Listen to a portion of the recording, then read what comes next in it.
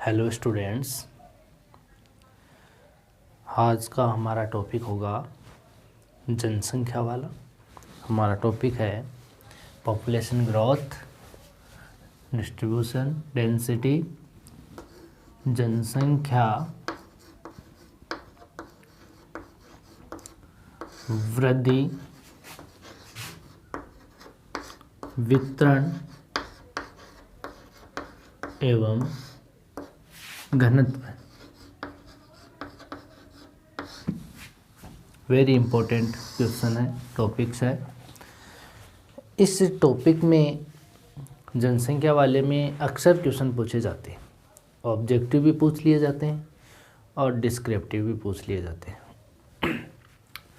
जनसंख्या से संबंधित जितने भी क्वेश्चन बनते हैं डिस्क्रिप्टिव में, वो यही बनेंगे, या तो जनसंख्या को नियंत्रित करने वाले कार्य कौन से हैं, प्रभावित करने वाले कार्य कौन से हैं, या बनेंगे कि विश्व में जनसंख्या का वितरण क्या है, उसका घनत्व क्या है। इसके सिद्धांत भी पूछ लेते हैं, जैसे माल्थस का सिद्धांत है। ठीक है, तो इसके अंदर हम सिद्धांत भी पढ़ेंगे, इसके अंदर हम जनसंख्या का वितरण भी पढ़ेंगे, जनसंख्या का घनत्व भी देखेंगे कि घनत्व किस कृषि घनत्व है, कायिक घनत्व है, जो हम देखेंगे आर्थिक घनत्व वगैरह। और इसका जो वितरण है वो भी देखेंगे कि कौन से महाद्वीप में कैसा वितरण है इसका, एशिया में कहाँ है, ज़्यादा घनत्व कहाँ है इसका। और हम इसकी वृद्धि भी देखेंगे कि वृद्धि क्यों होती है, कैसे होती है, किन परिस्थितियों के कारण वृद्धि होती है। तो सबसे पहले जनसंख्या के बारे में जानकारी करें। जनसंख्या के बारे में आप जानते होंगे कि भीड़ भाड़ वाले जो क्षेत्र हैं, मनुष्य का एक समूह होता है जिसको हम जनसंख्या बोलते हैं, उसमें वृद्धि कैसे होती है ये आप सब जानते ही होंगे। जनसंख्या का जो अध्ययन है वो हम प्राचीन जो काल से ही विभिन्न रूपों में करते आ रहे हैं। प्राचीन समय से ही जनसंख्या का अध्ययन किया जा रहा है भूगोलवेताओं के द्वारा। और जो मानवीय जो ज्ञान है, जो जितने भी मानवीय जो समुदाय है, मानव है, उसका जो जितना भी ज्ञान है, उस ज्ञान के आधार की जो शाखाएं हैं उसमें इस जनसंख्या को विश्लेषित करते हैं। और पहले मानव सभ्यता जो थी उसकी आवश्यकता जो थी वो सीमित थी। जितने भी मानव थे पहले उनकी आवश्यकता क्या थी, सीमित थी, जिसके कारण उसका ज्ञान भी क्या था, सीमित था। यानी उसकी आवश्यकता भी सीमित थी और उसका ज्ञान भी सीमित था, जिसके कारण क्या हुआ, जनसंख्या वृद्धि पर कोई ध्यान नहीं दिया गया। पॉपुलेशन ग्रोथ, हम जनसंख्या वृद्धि पढ़ रहे हैं, तो वृद्धि का मतलब हो गया जनसंख्या में कैसे बढ़ोतरी हो रही है। तो प्राचीन काल से ही जनसंख्या के बारे में अध्ययन तो करते हैं, लेकिन उस समय प्राचीन काल में उस मानव समुदाय की आवश्यकताएं क्या थी, कम थी। आज आप देखते होंगे एक मानव को बहुत सारी चीज़ों की आवश्यकताएं होती हैं, वो इधर उधर भटकता रहता है उन चीज़ों को प्राप्त करने के लिए। तो वैसी आवश्यकताएं पहले नहीं थी, वो केवल खाने और पीने का ही जानते थे और उनका ज्ञान भी सीमित था, शिक्षा नहीं थी उस समय इतनी, जिसके कारण जनसंख्या वृद्धि पर ध्यान नहीं दिया गया। जनसंख्या बढ़ रही है तो बढ़ने दो, ठीक है, यानी उसको कोई मतलब नहीं इस चीज़ से। यह उसके बाद में जो मध्यकाल आता है, उस मध्यकाल में जो नवीन स्थलों की खोज की, जो भी सभ्यताएं हमने विकसित किए मध्यकाल में, जिसमें सभ्यताएं हम बताते हैं, उसकी खोज करने के बाद में जनसंख्या का विभिन्न जो पक्ष हैं उनमें परिवर्तन आया। जितने भी पक्ष हैं उनमें परिवर्तन आया और 18वीं शताब्दी के जो जनसंख्या है उसके आर्थिक और राजनीतिक उसके अंदर जो भी लाभ थे उसको ध्यान में रख करके जनसंख्या वृद्धि के जो उपाय हैं वो किए गए। वृद्धि बढ़ रही है उसको रोकने के जितने भी उपाय किए गए वो 18वीं शताब्दी में आर्थिक और राजनीतिक लाभों को ध्यान में रख कर किए गए थे। ठीक है, भूगोलवेताओं ने जनसंख्या वृद्धि है उसके ऊपर स्थानीय पक्षों का अध्ययन किया, मतलब किसी स्थान विशेष के ऊपर कि इस जनसंख्या वृद्धि होने का कारण क्या है। भूगोलवेता ने जो अध्ययन किया उसमें कहा कि भूगोल जो ये क्षेत्र है, स्थान विशेष है, उसके अंदर मानव की जनसंख्या वृद्धि का जो प्रमुख कारण है वो कारण वहाँ की जलवायु हो सकती है। ठीक है, वहाँ का जो रहन सहन की पद्धति है वो हो सकती है। इसलिए मानव की जो आवश्यकता है वो जैविक व अजैविक दोनों संसाधनों पर यानी दोनों के दोहन पर प्राकृतिक पर्यावरण को परिवर्तित करता है। यानी हम पर्यावरण को प्रभावित भी करती है जनसंख्या, उसकी जलवायु कैसी है उसको हम कह सकते हैं कि जैसे मानो कि जनसंख्या ज़्यादा कहाँ पर होगी, या तो वहाँ पर उसको ज़्यादा खाने पीने की व्यवस्थाएं होंगी वहाँ पर, जैसे नदियों के किनारे हम कह सकते हैं, जैसे महासागरों के तट पर हम कह सकते हैं वहाँ पे जनसंख्या ज़्यादा होगी। जहाँ पानी मिलेगा उसको, वहीं पर वो कई संसाधनों को पनप पा सकता है, वहाँ पे कई संसाधन बना सकता है अपने, ठीक है, कृषि भी कर सकता है, उद्योग भी स्थापित कर सकता है वहाँ पर तो पानी और ये ज़रूरी होता है उस मानव के समुदाय के लिए। तो हम कहते हैं कि जो वृद्धि है वो स्थानीय की जो विशेषताएं हैं उनके अकॉर्डिंग होती है। प्रागैतिहासिक काल जो होता है, पुराना जो काल होता है, उस काल में वृद्धि धीमी थी, लेकिन जिसका प्रमुख कारण क्या था, वहाँ पर प्रतिकूल दशा, कि वहाँ पर जो जनसंख्या रहती थी वो उस दशा के अकॉर्डिंग रह नहीं सकती थी वहाँ पर, ठीक। प्रागैतिहासिक काल में जैसे मानो कि हम बात करें पूरे जो पृथ्वी के धरातलीय क्षेत्रों की, तो कोई टाइम ऐसा आया था कि इस पृथ्वी पर हिमयुग ही था, तो हिमयुग के समय वहाँ पे मानव समुदाय टिक नहीं पाता है। जैसे मानो जलवायु ही प्रतिकूल दशा कर सकती है कि ठंडे क्षेत्रों में मानव ज़्यादा नहीं रह सकता, ज़्यादा वर्षा वाले क्षेत्र में भी मानव नहीं रह सकता, ज़्यादा टेम्परेचर यानी तापमान वाले क्षेत्रों में भी मानव नहीं रह सकता। तो इसको प्रभावित करने में जलवायु का बहुत बड़ा हाथ होता है। घुमक्कड़ जीवन था उस टाइम, प्रागैतिहासिक काल था, उस समय वहाँ पे घुमक्कड़ जीवन था। आज यहाँ है, कल और दूसरे स्थान पे होगा मानव, भटकते रहते थे। घुमक्कड़ जीवन था, जंगली जीवन था आदिवासियों के रूप में। और उसके बाद एक बात और करें तो पहले अल्प पोषण था, यानी पूरा पोषण नहीं मिल पाता था, वो दर दर भटकते रहते थे, कंदमूल वगैरह इकट्ठा करके अपने भोजन को प्राप्त करते थे। तो हम कह सकते हैं कि जनसंख्या जो वृद्धि है वो प्रागैतिहासिक काल में धीमी थी, मध्यकाल में तेज़ हुई, आधुनिक काल में देखते तो और ही तेज़ हुई है, क्योंकि अब बहुत सारे कारण हो गए हैं अधिक जनसंख्या वृद्धि होने की, ठीक है। तो हम देखते हैं कि ऐतिहासिक परिप्रेक्ष्य में जनसंख्या वृद्धि किस तरीके से हुई थी, यानी 3 कालों में बांटते हैं हम इनको स्पष्ट करने के लिए कि जो अंतराल है समय का वो प्रागैतिहासिक काल का है, एक मध्यकाल का भी मानते हैं, एक आधुनिक काल मानते हैं। तो हम इसको लें तो तीनों कालों में प्रागैतिहासिक काल है, ये तो आदिकाल से चला आ रहा है। कहाँ से? आदिकाल से। जैसे 3 कालों में बांटते हैं हम जनसंख्या वृद्धि के प्रागैतिहासिक काल के रूप में, एक तो प्रागैतिहासिक काल, 3 काल होते हैं, एक तो प्रागैतिहासिक काल होता है, एक होता है मध्यकाल,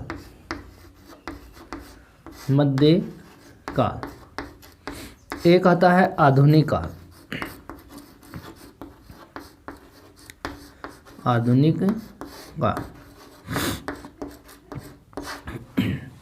प्रागैतिहासिक काल है, इसका समय हम कह सकते हैं आदिकाल से, जिसका कोई काल समय नहीं हो, आदिकाल से चला आ रहा है। और कहाँ तक था ये? 4000 ईसा पूर्व तक। समझ गए बात? मध्यकाल की हम चर्चा करें तो ये 4000 ईसा पूर्व से यहाँ पे 1650 ईस्वी तक का माना जाता है। और आधुनिक जो काल है ये 1650 से वर्तमान तक का माना जाता है। ये काल है, इसमें हम देखते हैं जनसंख्या वृद्धि का। तो इस काल में मानव जो है, इस काल में वो शिकार का काम करता था, शिकार करना, जंगलों में कंदमूल एकत्रित करना, ठीक है, इन कार्यों में शामिल था, इन कार्यों को करता था। मानव 5 लाख वर्ष पूर्व अग्नि की खोज कर चुका था। हम बात करें तो अग्नि की खोज मतलब कि उसको अग्नि का ज्ञान था उस समय, वहीं से अग्नि को प्रारंभ माना जाता है। मानव के जो उद्भव केंद्र हैं, वो उद्भव केंद्र उस समय प्रागैतिहासिक काल में अफ्रीका को और मध्य एशिया को, जो एशिया वाला क्षेत्र है, एक तो अफ्रीका वाला क्षेत्र है और एक छोटे रूप में अगर गौण रूप में देखें तो एशिया वाला भाग है। इन भागों में इसका उद्भव केंद्र यानी मानव का जन्म वहीं से माना जाता है। कहाँ से? अफ्रीका से और एशिया से। अफ्रीका का एक क्षेत्र है टोरोस में नाला। कौन सा क्षेत्र है? टोरोस में नाला।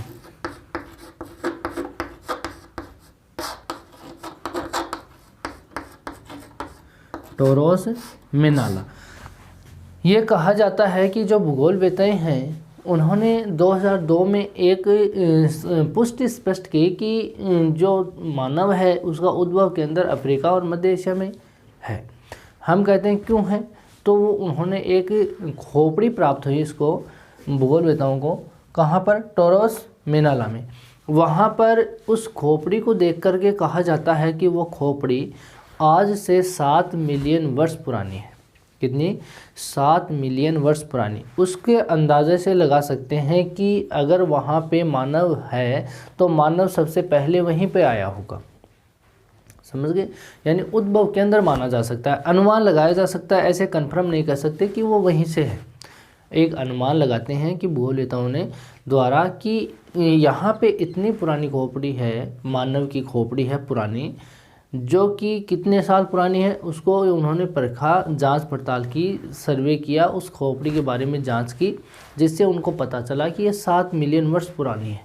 ठीक है, तो यहाँ पे हम कह सकते हैं कि उसका उद्भव का जो केंद्र होता है वो मध्य अफ्रीका और एशिया वाला है। ठीक है, इस काल में मानव आखेट और भोजन में ही था, भोजन संग्रहण करने में, यानी आखेट कर लेता था, भोजन संग्रहण कर लेता था, जो महाद्वीपों में होता था। महाद्वीप यानी स्थलीय भाग, यानी ये नहीं कि समुद्रों में भी वो अपना भोजन की तलाश करता था, उसको समुद्री क्षेत्रों का इतना ज्ञान नहीं था, वो पानी से दूर रहता था। ठीक है, तो वो महाद्वीपों के जो स्थलीय भाग हैं उन पर ही अपना ये जो क्रियाएं हैं उनको करता रहता था। इस काल से ही जैसे मानो कि ऐसा कहा जाता है कि मानवीय विस्तार इस प्रागैतिहासिक काल में इसके कारण ही कहते हैं, किसके कारण? कि महाद्वीपों में स्थलीय भागों पर वो विचरण करता था। इसके कारण ही ये कहा जाता है कि जनसंख्या का विस्तार जो था वो अफ्रीका में, ऑस्ट्रेलिया में, यूरोप में और एशिया में, इन क्षेत्रों में हुआ करता था। क्यों? क्योंकि स्थलीय भाग यही थी। यहाँ पे अगर हम पृथ्वी के संदर्भ में बात करें तो पूरे विश्व के रूप में हम देखें, यहाँ पे अगर पूरे विश्व के रूप में हम देखें तो हम कह सकते हैं कि ये यूरोप वाला क्षेत्र और ये एशिया वाला क्षेत्र, ठीक है, अफ्रीका और यहाँ ऑस्ट्रेलिया था, इनके अंदर ही मानव का विचरण था। उत्तरी अमेरिका और दक्षिण अमेरिका की बात क्यों नहीं करते हैं प्रागैतिहासिक काल में? क्योंकि उस महाद्वीपों की तो किसी को जानकारी नहीं थी। इनकी खोज तो अब की गई थी, कुछ समय पहले ही खोज की गई थी। किसके कारण? यूरोपीय कंट्रीज़ के कारण, जिसमें हम बात कर सकते हैं ब्रिटेन की कर सकते हैं, जिसमें फ्रांसीसियों की बात कर सकते हैं, पुर्तगालियों की बात कर सकते हैं। ठीक है, तो इन क्षेत्रों के द्वारा इन भागों की खोज की गई थी जो न्यू वर्ल्ड के नाम से जाने जाते हैं। ठीक है, तो पहले मानव का केंद्र यहीं पे था, यूरोप, एशिया और अफ्रीका और ऑस्ट्रेलिया वाला क्षेत्र। तो यहाँ पे प्रागैतिहासिक काल में मानव का विस्तार माना जाता है, कारण कि वो मानव वहाँ पे विचरण करता था और अपने भोजन आखेट करने का कार्य यहाँ पे करता रहता था। समुद्री क्षेत्रों की, पानी वाले क्षेत्रों की उसको कोई जानकारी नहीं थी। ठीक है, तो दूसरे काल में हम बात करें जनसंख्या से संबंधित ही दूसरा काल, जैसे मध्यकाल की बात करें, जो कि कहाँ से है? 4000 ईसा पूर्व से 1650 ईस्वी तक का है। ठीक है, ऐसा कहा जाता है कि जो ईसा के जो जन्म है, ईसा का 0 ईस्वी माना जाता है, ईसा मसीह का जो जन्म है, उस जन्म के समय पृथ्वी की जो अनुमानित जनसंख्या थी वो 3 लाख थी। कितनी थी? अनुमानित जनसंख्या 3 लाख। ठीक है, जिसके हम बात करें, जिसके केंद्र में हम कह सकते हैं मंचूरिया है। मंचूरिया कहाँ पर है? इस भाग में है, एशिया के इस भाग में मंचूरिया, जिसका केंद्र माना जाता है कि मध्यकाल में कोरिया वाला क्षेत्र है। कोरिया यहीं पे है, चीन के पास में। उत्तरी कोरिया और दक्षिणी कोरिया 2 देश हैं। यहाँ पे मंगोलिया है। ठीक है, मंचूरिया, मंगोलिया, तुर्किस्तान वाला क्षेत्र, चीन वाला क्षेत्र है ये वाला, और कोरिया, वियतनाम और रोम, इन सभ्यताओं के कारण है इस भाग में ईसा मसीह के समय इन क्षेत्रों में ये कहा जाता है कि यहाँ पे 3 लाख जनसंख्या थी, अनुमानित रूप में हम कह सकते हैं इसको।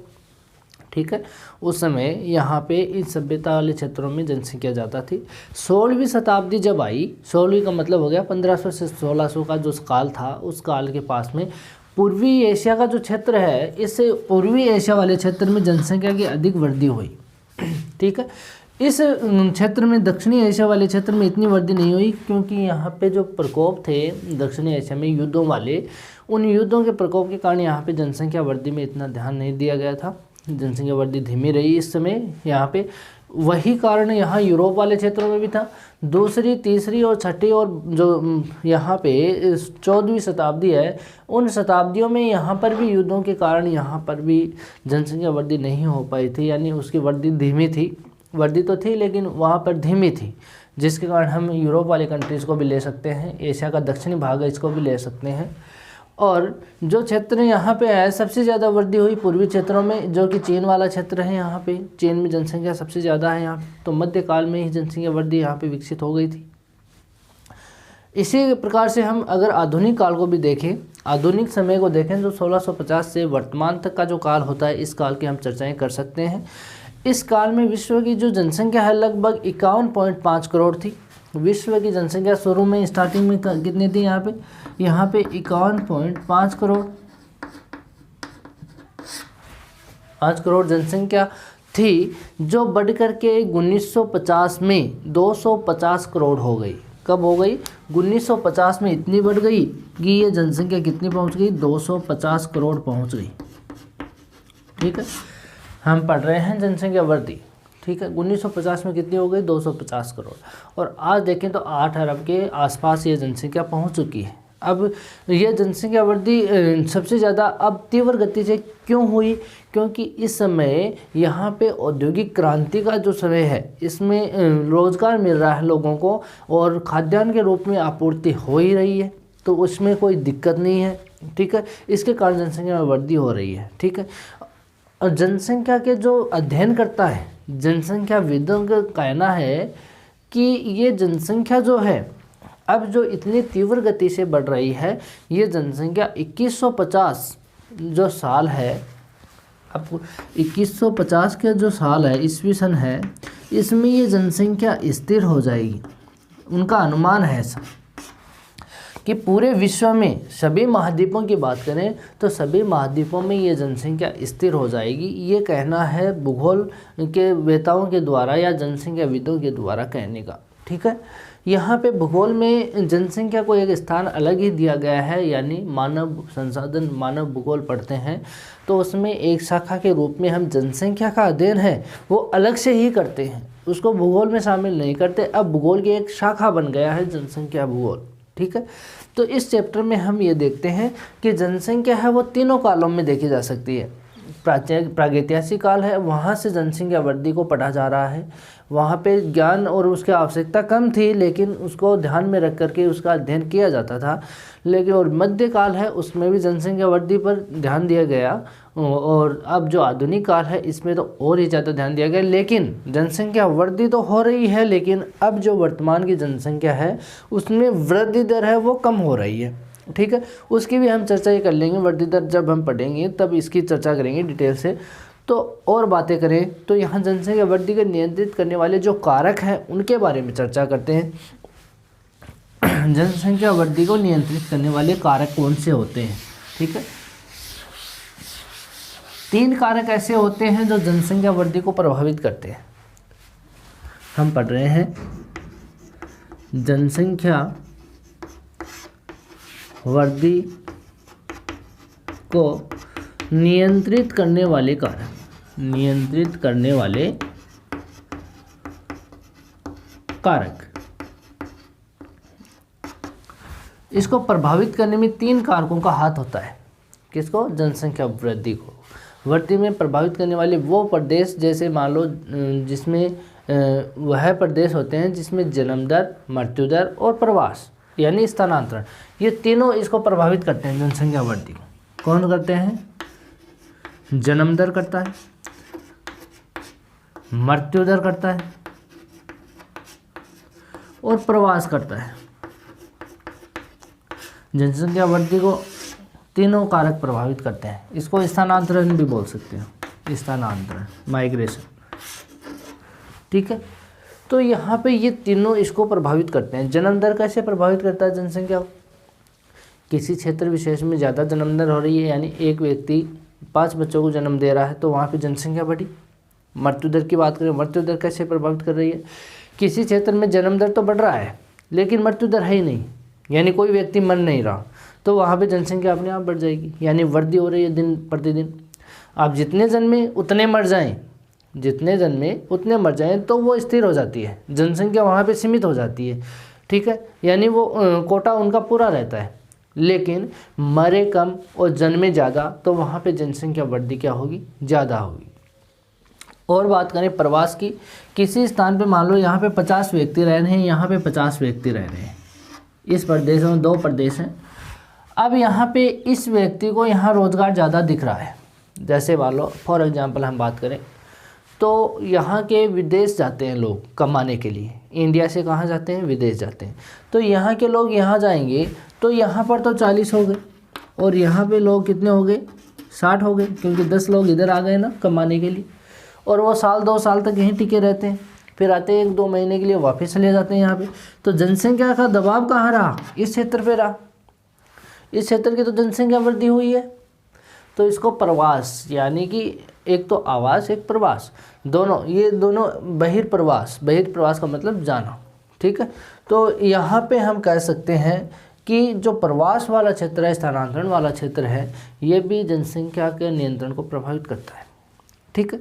इसके नियंत्रण के उपाय भी किए गए हैं, जैसे नियंत्रित कारक, यानी कैसे नियंत्रित किया जा सकता है इसको, तो उसके अंदर हम कई पॉइंटों को ले सकते हैं। जैसे हम बात करें इसमें, एक तो विवाह की आयु है उसको निश्चित करना, वो भी नियंत्रित करती है इसको, जनसंख्या को, इसकी वृद्धि को। कौन सा कारक है? एक तो विवाह की आयु है उसको निश्चित करना, पहला विवाह की आयु निश्चित करना, यानी ये नहीं कि छोटी ही उम्र में शादी की जाए, निश्चित करना। इसका दूसरा कारक भी हम देख सकते हैं, जिसके अंदर हम कह सकते हैं कि जो शिक्षा है उसको बढ़ावा देना चाहिए। किसको? शिक्षा को, शिक्षा को बढ़ावा। और जो सरकारी नीतियां हैं, सरकारी जितनी भी नीतियां होती हैं उनका प्रचार प्रसार करना चाहिए हमें। तीसरा कारण हम लिख सकते हैं इसका कारक, एक तो सरकारी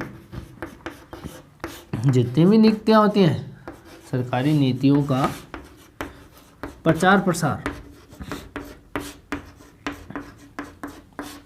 ठीक है, करना। इनको आप नोट कर लेना। और अगर हम और कारक की बात करें तो सरकारी नीतियों के बाद में हम कह सकते हैं कि जो प्रवास है, जितना भी प्रवास हो रहा है उस पर प्रतिबंध लगा देना चाहिए, ठीक है। प्रवास पर क्या लगा देना चाहिए? प्रतिबंध लगा देना। और परिवार नियोजन जितने भी हैं, परिवार नियोजन यानी प्लानिंग, एक व्यक्ति के 2 ही बच्चे, ठीक है, तो इन जो परिवार नियोजन वाला कारण है उसके ऊपर भी ध्यान दिया जाना चाहिए, ठीक है, यानी इसकी भी एक योजना बनानी चाहिए। और जो बाल विवाह होते हैं उन पर रोक लगा देनी चाहिए। किस पर? बाल विवाह पर। बाल विवाह पर रोक लगेगी तो यहाँ पर जनसंख्या वृद्धि है उस पर कंट्रोल किया जा सकता है, ठीक है। तो ये कारण है इसको नियंत्रित करने वाले कारक जो इसको नियंत्रित कर सकते हैं। कौन कौन से हैं? विवाह की आयु निश्चित करना है, शिक्षा को बढ़ावा देना है, सरकारी नीतियों का प्रचार प्रसार करना है, प्रवास पर प्रतिबंध लगाना है, प्रवास पर प्रतिबंध यानी व्यक्तियों को दूसरी जगह नहीं जाने देना या सीमित मात्रा में। और बात करें तो यहाँ पे जो परिवार नियोजन है, परिवार नियोजन जैसी योजना बनाना, ठीक है। और बात करें हम तो बाल विवाह पर रोक, ये कई कारक हैं जो कि जनसंख्या नियंत्रण को कर सकते हैं, जनसंख्या वृद्धि को नियंत्रित कर सकते हैं, ठीक है। इसके बाद में जनसंख्या वृद्धि के कारण कौन कौन से हैं? जनसंख्या वृद्धि बढ़ती क्यों है, इसका कारण क्या है? तो वृद्धि की जो प्रवृत्तियां होती हैं वो सभी माध्यमों में एक जैसी नहीं है। वृद्धि तो सभी माध्यमों में होती है लेकिन उसकी वृद्धि दर एक समान कभी नहीं होती। किसी महाद्वीप में ज़्यादा जनसंख्या वृद्धि होती है, किसी महाद्वीप में कम होती है, जैसे हम बात करें यूरोप की बात करें, यूरोप में जनसंख्या वृद्धि ज़्यादा नहीं है। एशिया की बात करें तो एशिया में जनसंख्या वृद्धि सबसे ज़्यादा है। हालांकि दोनों में वृद्धि होती है, यूरोप में भी होती है, एशिया में भी होती है, लेकिन इसकी वृद्धि दर है उसमें अंतर हो सकता है। यानी जनसंख्या चीन और भारत जैसे देशों में तो जनसंख्या तीव्र गति से बढ़ रही है, उसकी वृद्धि दर तो बहुत ज़्यादा है। और जो यूरोप वाला क्षेत्र है उसमें वृद्धि दर कम है, क्योंकि वहाँ पे बुजुर्ग व्यक्ति ज़्यादा हैं, यहाँ पे डेथ वेथ होती रहती हैं और बच्चे कम जन्मते हैं, तो इसकी वृद्धि दर क्या है, सीमित है। और जो अपना वाला क्षेत्र है, यहाँ पे विकासशील जो देश होते हैं, चीन और भारत जैसे देश हैं, यहाँ पे जनसंख्या वृद्धि दर लगातार बढ़ती जा रही है। ठीक है, यहाँ पर अगर हम बात करें तो इसकी जो वृद्धि दर है उसके कारण है, जैसे हम बात करें कि मृत्यु दर है उसमें गिरावट, पहली बात, क्योंकि आज के समय जो चिकित्सा का जो इतना ज़्यादा प्रचलन हुआ है, चिकित्सा हर क्षेत्र में ही हम देख सकते हैं, किसी भी व्यक्ति के कोई भी छोटी सी प्रॉब्लम होगी तो उसको डॉक्टर के पास ले जाया जाता है और उसका इलाज करवा दिया जाता है। पहले ये चीज़ें नहीं थी, पहले महामारियां बहुत हुआ करती थी, बीमारियां बहुत होती थी जिसका कोई इलाज नहीं था, वो अंत तक दम तोड़ देता था व्यक्ति उस बीमारी से। तो ऐसी समस्याएं थी पहले, लेकिन आज ऐसी समस्याएं नहीं हैं। तो पहली बात तो क्या हो गई, मृत्यु दर में गिरावट, यानी जनसंख्या वृद्धि होने का पहला कारण। ठीक है, दूसरा कारण है यहाँ पे अल्पायु में विवाह करना, यानी छोटी ही उम्र में विवाह कर देना, वो जनसंख्या वृद्धि का प्रमुख कारण माना जाता है। ठीक है, और खाद्य पदार्थ हैं उसकी आपूर्ति निश्चित हो गई, यानी कि अब जो ऐसा व्यक्ति कोई नहीं है जो भूखा सोता है। पहले कई दिनों तक खाने को नहीं मिलता था, यानी कि काल पड़ जाता था उस समय, यानी खाद्यान्न की कमी आ जाती थी, लोग बाग यहाँ पे मतलब घास फूस खाने के ऊपर भी आ जाते थे। ठीक है, यानी खाद्यान्न की कमी हो जाती थी। वहाँ पे कई जगह ऐसे है, सुना हुआ है कि वहाँ पर जो खेजड़ी के वृक्ष हैं उनके जो ऊपर वाली छाल है उसको पीस करके भी अपनी भूख को शांत किया करते थे। ठीक है, तो पहले खाद्यान्न की आपूर्ति ऐसे नहीं हुआ करती थी, लेकिन आज के समय में क्या है कि खाद्यान्न की आपूर्ति हर जगह मिल जाती है, हो जाती है, यानी हर व्यक्ति की आवश्यकता पूरी हो जाती है।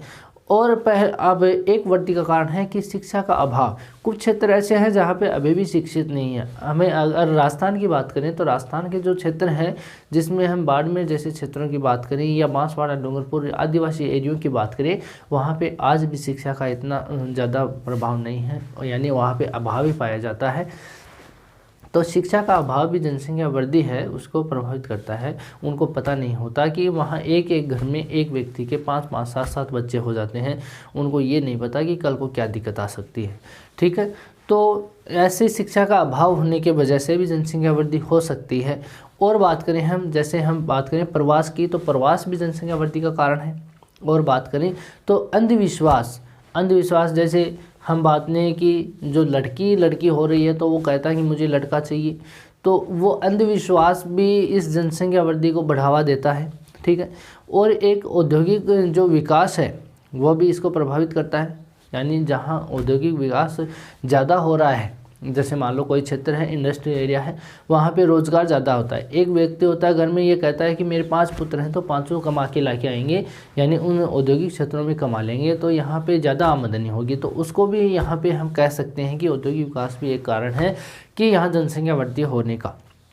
शांति सुरक्षा के कारण, और ये भी है कि जनसंख्या वाले क्षेत्र हैं जहाँ पे शांति और सुरक्षा होगी वहाँ पे ज़्यादा व्यक्ति रहने का आतुर रहेगा। जहाँ शांति होगी वहाँ व्यक्ति रहना पसंद करता है, जहाँ युद्ध वगैरह होते रहते हैं वहाँ पे व्यक्ति नहीं रहता। तो ये एक प्रमुख कारण मान सकते हैं। ठीक है, तो जनसंख्या की जो समस्याएँ हैं, जैसे जनसंख्या वृद्धि है, बीच में कुछ समस्याएं उत्पन्न हो जाती हैं, जिसमें हम कह सकते हैं कि विश्व में जितनी भी समस्याएं हैं जनसंख्या संबंधी वो गंभीर ही समस्याएं हैं, जिसमें हम कह सकते हैं कि बेरोजगारी है।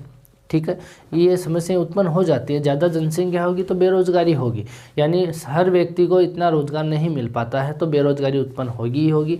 आर्थिक जो विकास है उसमें रुकावट आएगी, जितने आर्थिक विकास मतलब पैसा आमदनी कम होगी और आर्थिक क्षेत्र में यहाँ पे वो देश रुक जाएगा ज़्यादा जनसंख्या होने से, क्योंकि उसका तो वो वहाँ पे उस क्षेत्रों में जितनी भी आर्थिक जो क्रियाएँ होती हैं उनको तो वो शौक लेगा।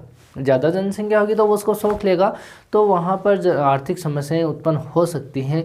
गरीबी और कुपोषण जैसी समस्याएं भी उत्पन्न हो सकती है उस क्षेत्र में। ठीक है।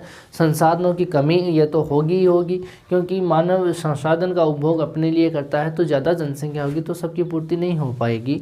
और अपराधों में भी वृद्धि होगी, यानी आप देखते होंगे कोरोना महामारी की वजह से आप देखा होगा कि जो अपराध हैं, अपराध जैसे मानो कि खाने के लिए नहीं मिला, लोग बाग घरों में जकड़े हुए हैं। शहरों में हमने देखा होगा बेरोजगार लोग हैं, जो मज़दूर लोग हैं, उनको एक जगह इकट्ठा किया था, तो वहाँ उनको खाने के लाले पड़ गए थे। फिर वो क्या करते हैं कि वहाँ से ज़बरदस्ती वहाँ से जाना, ऐसे रोड से जाना, कोई अपराध कर देना, जहाँ कोई रोके तो उनके ऊपर कोई भी आपराधिक काम कर देना।